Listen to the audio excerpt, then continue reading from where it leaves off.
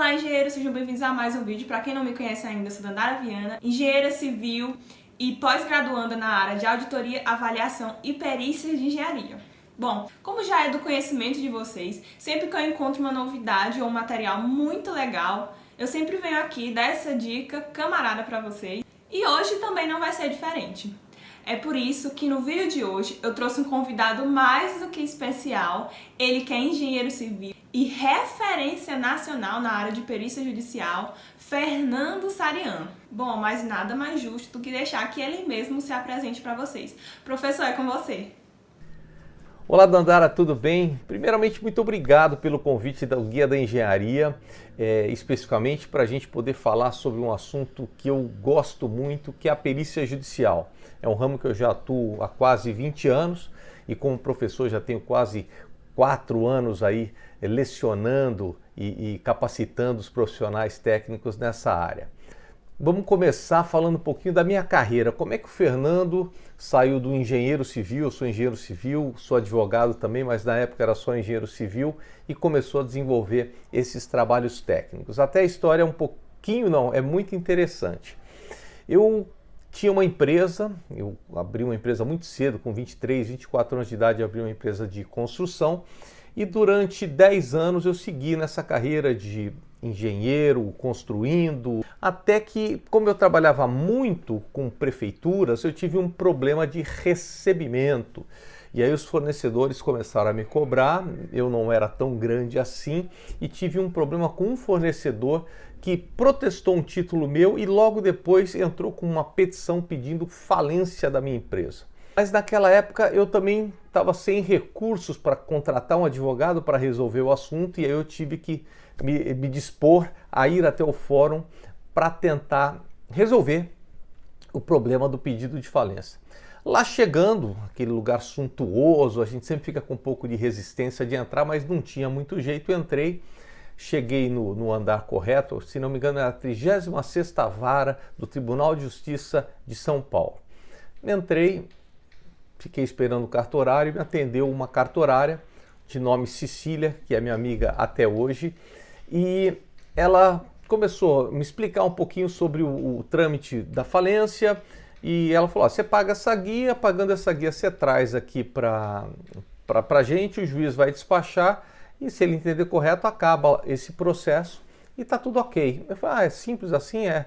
Mas ela me viu cabisbaixo e aí ela pegou e me perguntou qual era a minha formação. Eu falei, eu sou engenheiro. Ela falou, você quer trabalhar com área de avaliação? Perícias de avaliação? Eu falei, poxa, eu não sei muito o que é, né? Pensei, né? Nem falei. Pensei e falei, mas eu topo.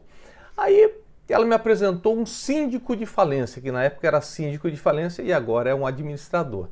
Eu fui até esse síndico, o Dr. Manuel, que até hoje me nomeia para algumas perícias.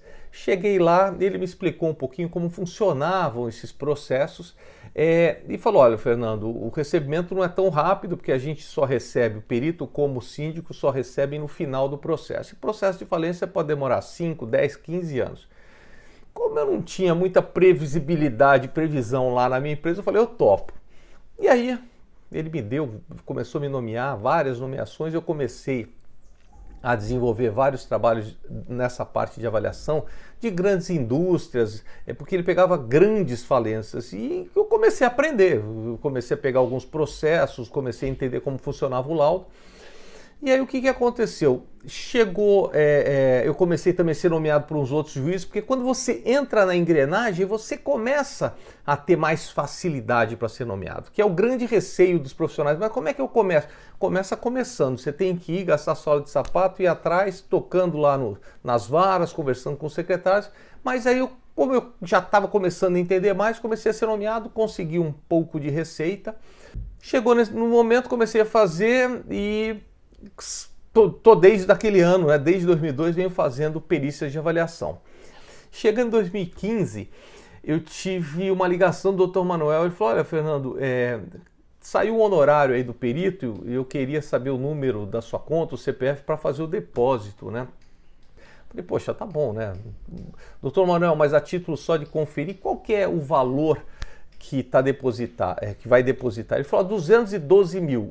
Eu falei, eu comemoro agora ou comemoro depois? Aí eu fiquei quieto, falei, poxa, 212 mil, salvou o meu ano de 2015, porque eu tinha sido demitido, foi naquela crise, vocês sabem, todo mundo que trabalha com construção conhece bastante, que 2014, 2015 foi uma crise generalizada na área de construção. Eu também perdi meu emprego, mas como eu já levava a perícia sempre no plano B, não me atingiu de forma voraz, né? Não me atingiu de forma fulminante a crise, e eu continuei fazendo perícia, e hoje eu tenho aí 400, 500 nomeações, tanto no mercado do Rio de Janeiro como de São Paulo, e a minha vida acaba ficando uma loucura em relação a isso. Mas se eu pudesse dar uma dica, perícia judicial é perseverança e qualificação técnica e qualidade nos laudos. Se você fizer isso, você sempre vai ser nomeado, tem bastante trabalho para todo mundo. Então é um pouquinho da minha carreira aí, de como eu comecei e como eu estou até hoje, é essa. Professor, muito interessante a sua trajetória, mas eu gostaria que você falasse um pouquinho mais sobre a perícia judicial, para quem ainda não é familiarizado com esse termo, e ainda lhe pergunto mais, quem é que pode atuar nessa área? Vamos lá, vamos continuar. Vamos falar um pouquinho sobre perícia judicial e quem que pode atuar nela. Primeiramente, o artigo 156 do novo Código de Processo Civil determina atualmente que tanto os técnicos como os profissionais com nível superior podem ser peritos judiciais. Isso foi uma grande mudança do Código de Processo Civil anterior para o novo Código de Processo Civil agora em 2015. Ou seja, os técnicos também podem ser peritos judiciais, desde que, abrindo um pouquinho mais o artigo 156, estejam devidamente cadastrados no seu conselho de classe. Então, não adianta ser só, às vezes você não paga o CREA, tal, você não vai poder, vai ter que estar lá e vai ter que estar em dia com as suas obrigações perante os seus conselhos de classe.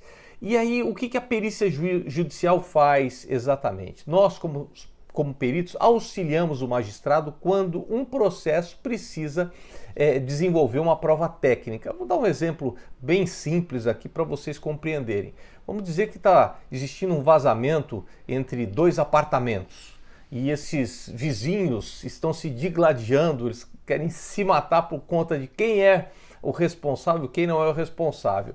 Nesse caso, existe uma prova técnica para ser apurada, e quem vai ser nomeado e quem vai desenvolver um laudo é o perito judicial, nesse caso engenharia ou arquitetura. Então, nós como peritos, nós desenvolvemos e embasamos as decisões judiciais. Vamos lembrar que o magistrado ele tem muito conhecimento jurídico e nós temos muito conhecimento técnico. Se a gente somar isso, fica muito bom numa decisão judicial para o magistrado se sentir confortável em poder determinar quem tem razão num problema como esse. Agora eu gostaria de lhe fazer outra pergunta, que eu sei que o pessoal que acompanha aqui o Guia da Engenharia pode estar se perguntando, como é que é o mercado de perícia para nós engenheiros e também para os arquitetos? Mas existem diversas áreas da perícia. Eu dei um exemplo muito simples. Na nossa área de engenharia e arquitetura tem toda a parte de avaliação imobiliária, tem de consumo de energia, consumo de água, talvez sejam as ações que mais demandam trabalho do profissional técnico, que quando existe um problema de consumo de energia, alta de conta de luz, alta de conta de água, ou o TOI, que o pessoal fala, que é o termo de ocorrência de inspeção ou irregularidade, quando o consumidor coloca aquele gato na linha dele de energia e acaba a concessionária encontrando e vira um processo, e aí quem tem que apresentar a prova técnica, a prova cabal para saber quem tem razão somos nós técnicos que desenvolvemos isso. Então, em verdade, hoje nós somos um auxiliar da justiça, isso é muito importante saber, está lá no novo Código de Processo Civil, o perito judicial, quando está atuando, ele é um auxiliar da justiça comparável até ao oficial de justiça. Em linhas gerais, é isso. São os profissionais técnicos usando tudo aquilo que aprenderam durante o caminho enorme que nós percorremos na nossa profissão em prol da justiça. Então, professor, como se tornar um perito? É necessária alguma habilitação específica para isso? Eu acho que essa é uma das perguntas fundamentais, né? Como é que os engenheiros, os arquitetos se tornam peritos judiciais? Evidentemente que o conhecimento é uma coisa muito importante e isso aí cada um já sabe, já tem dentro de si essa formação e o aprendizado que adquiriu ao longo dos anos. Mas o que aconteceu? O CNJ, numa resolução a 233 de 2016, ele definiu que agora existirão bancos de dados, bancos de peritos cadastrados dentro dos tribunais. Então, para você ser um perito judicial, não basta conhecer um juiz, porque ele não vai poder te nomear porque ele te conhece. Você vai ter que estar cadastrado num banco de dados dentro do Tribunal de Justiça. E como é que você faz isso? Existem algumas condicionantes, você não pode simplesmente ir lá colocar seu nome. Então, uma delas, na grande parte aí dos tribunais, é ter um curso aí de capacitação que você consiga entender os meandros da justiça, porque não adianta também você escrever só um parecer técnico, só técnico que não funciona dentro da justiça. Mas essa é uma das condicionantes. Outra é apresentar certidão civil, certidão criminal, o devido registro aí no seu conselho de classe, que eu já falei, o seu currículo. Então tudo isso você vai pegar junto com o certificado de capacitação, vai lá e se cadastra no tribunal.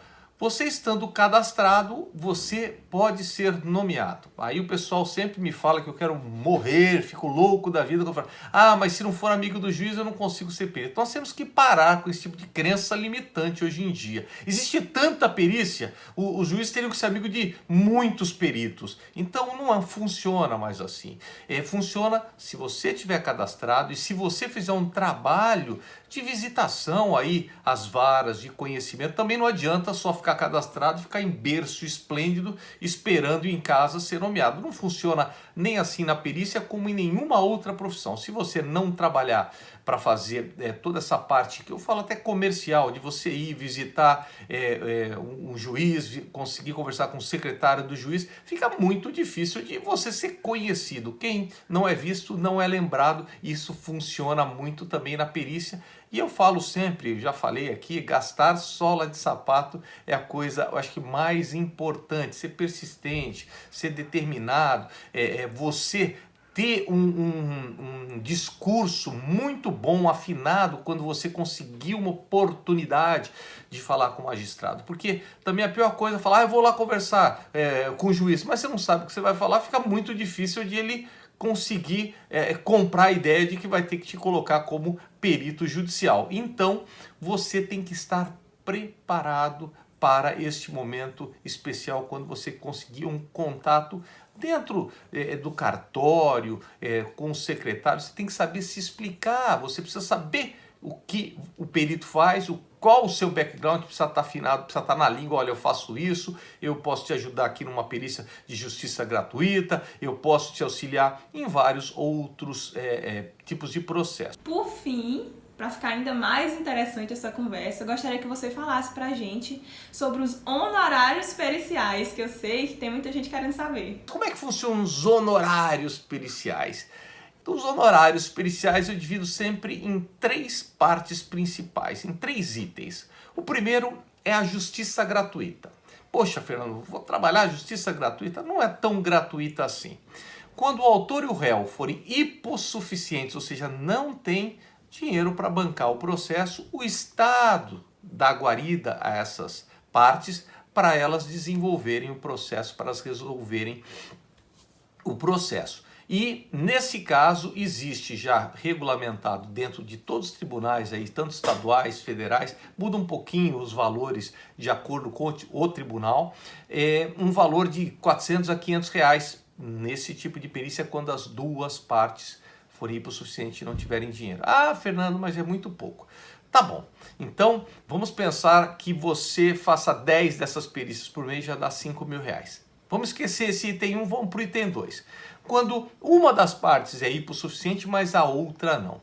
Nesse caso, você apresenta a sua proposta de honorários, seja ela qual for, e dentro dessa proposta de honorários, se a parte que possui recursos financeiros perder, ela vai arcar com o valor da perícia. Aqui no Rio de Janeiro nós já temos, para esse tipo de perícia simples de consumo de energia, consumo de água, ou mesmo perícia simples de engenharia, já temos simulado que é 4 salários mínimos. 4 salários mínimos dá mais de R$ 4.000. Então, se você pegar aí, vamos pensar em 10 perícias por mês ou 5 perícias dessa por mês, já dá um valor legal.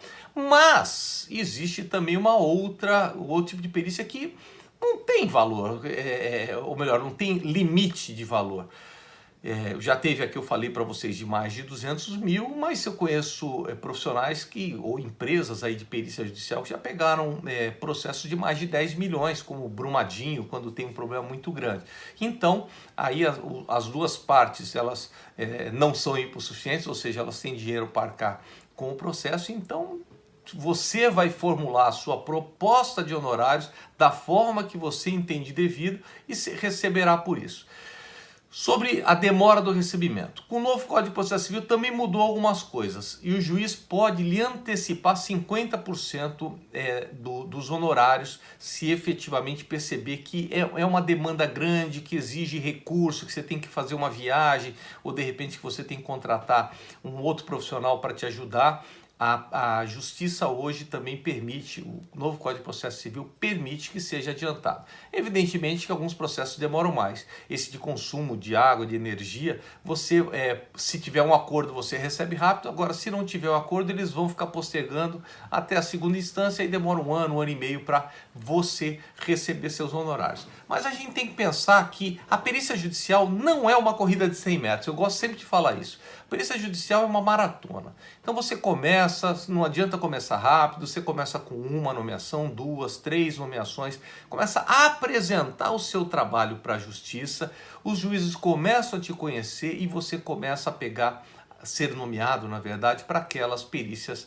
melhores, tá? É assim, eu acho que em qualquer lugar da vida. Eu, quando era estudante, virei estagiário, e me lembro que apanhava muito como estagiário, como todos vocês técnicos aí, tanto na área de engenharia como de arquitetura. Sobe lá no último andar, vê se tem a parede foi feita, desce, me relata. Então a gente sempre tem, como estagiário, ganhava muito pouco. Depois eu comecei engenheiro júnior e aí você vai crescendo até você estar muito bem numa profissão e a perícia é o mesmo fundamento. Você vai crescendo, se você fizer bons trabalhos, você vai ser um perito de sucesso.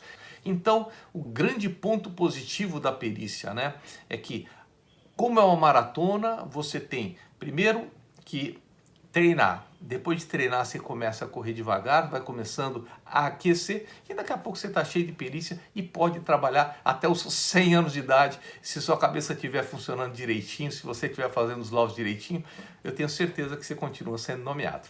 É isso aí. Bom, agora para finalizar esse nosso encontro com o professor Fernando Sarian, eu gostaria que você falasse um pouco sobre o seu curso de formação de peritos judiciais em avaliação de imóveis, que eu já adianto para o pessoal que está assistindo que eu já fiz esse curso e eu sou muito suspeita para falar. Poxa, Dandara, obrigado aí também por essa oportunidade de poder falar agora um pouco sobre a Academia do Perito, que eu formei há um ano, já tem mais de 1.500 alunos, muitos deles já capacitados e já trabalhando na área de perícia judicial. Então vou falar um pouquinho da ideia nossa de formar a Academia do Perito para capacitar profissionais técnicos das mais diversas áreas. Eu sou professor há 4 anos, comecei sem nunca ter feito uma aula, né? Me chamaram para um curso desses online, falou, professor, na época eu nem era engenheiro, você consegue falar sobre avaliação? Eu falei, consigo, poxa, é o que eu faço a vida toda. Então formula um curso aí, começa elabora as aulas e faz um curso que nós vamos publicar. E aí lançaram esse curso, o curso foi um sucesso. Talvez seja por conta da minha objetividade. Eu não fico falando muito na teoria, eu falo assim sobre os cases, né? Como é que funciona. A própria Dandara aí já fez o curso, ela pode falar também com propriedade. A gente fala do dia a dia do perito. E foi um sucesso. Chegando no meio do ano passado, eu decidi romper o contrato com essa outra empresa e montar a Academia do Perito, porque a minha formatação é um pouquinho diferente dos cursos normais. Eu gosto de dar a teoria, tanto na área técnica como na área jurídica, que isso é importante. Mas mais do que isso são os laudos práticos, como se faz uma vistoria, como você se apresenta, que o pessoal fala, mas como é que eu me apresento para o juiz? Eu conto lá para vocês como se apresenta, como é que você faz um currículo simples. O pessoal, vocês vão me desculpar se tiver gente sênior que nem eu, a gente gosta às vezes de fazer um currículo de 50 páginas, isso mas não funciona mais, a gente tem que fazer um currículo simples. Só para vocês terem uma ideia, quanto tempo alguém, quando está te conhecendo, quando você entrega um currículo, vai analisar o seu currículo, né? Quanto tempo? 7 segundos, é isso. O pessoal olhou. Ah, mas já viu, não serve para mim ou serve. Então você tem que ser conciso e objetivo. E mais, em quanto tempo você consegue conectar conversando com uma pessoa para ela te comprar, na verdade, falar assim, poxa, esse cara é bom. São 30 segundos. E eu explico todas essas técnicas dentro dos cursos. E hoje nós temos aí cursos de avaliação, formação de peritos em avaliação, curso de formação de peritos em consumo de energia, em consumo de água. Eu estou lançando agora um curso de perícia judicial para qualquer tipo de profissional, porque a perícia judicial ela pode ser para todos os tipos de profissionais. Talvez eu não tenha falado no início, não é só engenheiro e arquiteto. É médico, é contador, economista, administrador, psicólogo, tem o perícia em grafotecnia, tem o próprio corretor de imóvel, ele pode ser um perito judicial, os técnicos aí das mais diversas áreas podem ser peritos judiciais. Então nós temos que entender que é uma área muito grande, é pujante, tem em todo o rincão desse país, porque muita gente fala, mas a minha cidade é pequena. Tem também perícia judicial. Evidente que tem, se tem processo, tem perícia judicial.